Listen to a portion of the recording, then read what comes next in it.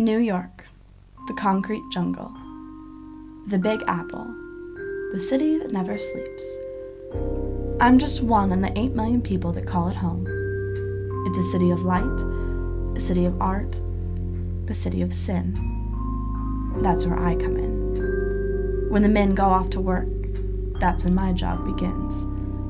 The women of the city come crawling to me. They want answers for the money absent from the retirement fund, for the blood stain on their husband's satin tie, for the hint of a woman's perfume they smell when their man walks through the door. And I comply. Gladly. It's my job. I'm a private eye. November the 22nd was a day like any other. That is, until Melanie Parker walked through my door. I thought I'd seen this act 1,000 times before. My man's cheating on me. I saw him with another woman. I've heard it all. Or at least, I thought I had. You see, Melanie wanted something different. She wanted me to test her husband's fidelity.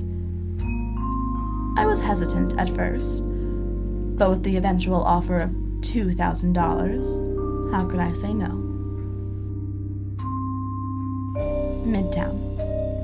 I stalked the high-rise offices of countless companies that run this city, and there he was, Brian Parker. I followed him through the throngs of pedestrians of tourists lost on their way to window shop on Fifth Avenue.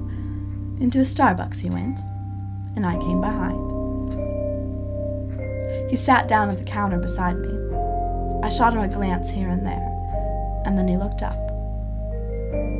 That's when I knew he was mine. I quickly stood up and headed for the door. I turned the corner, walking past Rockefeller, and glanced into the glossy storefront windows, knowing what I would see.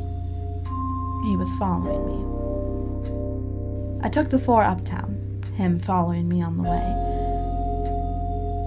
Walking through the Upper East Side, passing the perfect-looking families.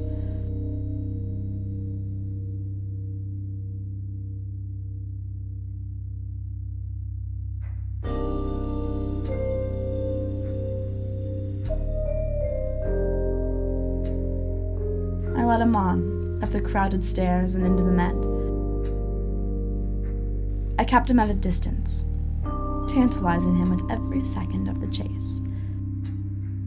I glanced haphazardly at the statues that filled the galleries.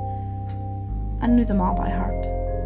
Every pose, every contour, every glance.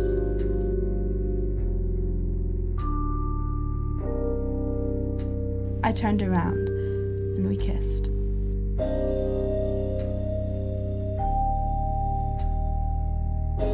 Again, and again, and again. And then we fucked.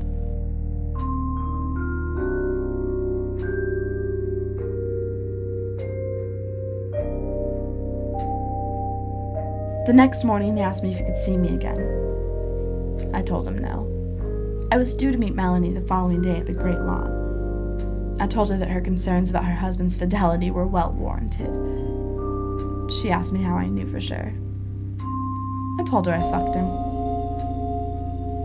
She stood there petrified, filled with a silent anger, and then exploded. She called me a whore, a homewrecker, a cunt. I told her I was just doing my job, that I was just a New Yorker.